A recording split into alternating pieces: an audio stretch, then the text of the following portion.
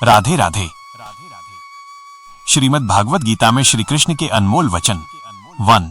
समय चाहे जैसा भी हो, मनुष्य को सदा अपने परिवार के साथ ही रहना चाहिए। परिवार पर यदि सुख आता है तो वो बढ़ जाता है एवं दुख आता है तो वो बढ़ जाता है। 2.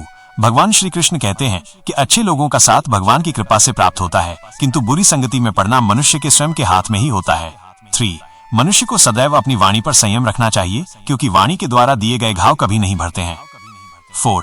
किसी भी मनुष्य के जीवन में सुख दुख का आना सर्दी गर्मी आने जाने के समान होता है, इसलिए हमें इन्हें सहन करना आना चाहिए। 5. भगवान श्री कृष्ण कहते हैं कि मैं हमेशा तुम्हारे साथ एवं तुम्हारे आसपास ही रहता हूँ, चाहे तुम कुछ भी कर रहे हो। 6. कृष्ण कहते हैं यदि आप किसी व्यक्ति को छोटा देख रहे हैं तो आप या तो उसे दूर से देख रहे हैं या तो अपने भीतर के अहंकार से। 7.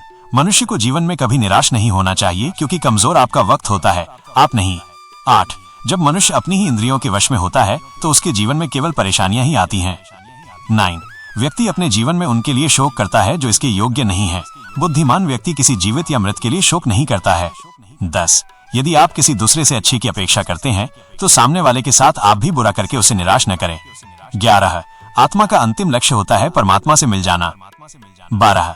श्री कृष्ण कहते हैं कि प्रेम हमेशा माफी मांगना पसंद करता है, किंतु अहंकार सदैव माफी सुनना पसंद करता है। 13. फल की इच्छा किए बिना अपना कर्म करते रहो। 14. जो बात सत्य पर आधारित होती है उसे करने कहने एवं मानने में हमें कभी भयभीत नहीं होना चाहिए। 15. भगवान श्री कृष्ण कहते हैं कि किसी भी मनुष्य का जीवन उसके कर्मों के आधार पर चलता है, जैसे उसके कर्म होते हैं वैसा ही उसका जीवन होता है। 16. एक बार माफ करके अच्छे अवश्य बनो, किंतु उसी व्यक्ति पर पुनः विश्वास करके मूर्ख नहीं मत बनो। 17. धर्म केवल हमें मार्ग दिखाता है, किंतु मंजिल पर तो हमें कर्म ही पहुंचाता है। 18. जिस व्यक्ति को हारने या जीतने से कोई प्रभाव नहीं पड़ता, ऐसा व्यक्ति दूसरों की जीत में भी खुशियां मनाता है। आपको हमारा ये वीडियो पसंद आया हो तो प्लीज हमारे चैनल अनंत ज्ञान को सब्सक्राइब कर दीजिएगा।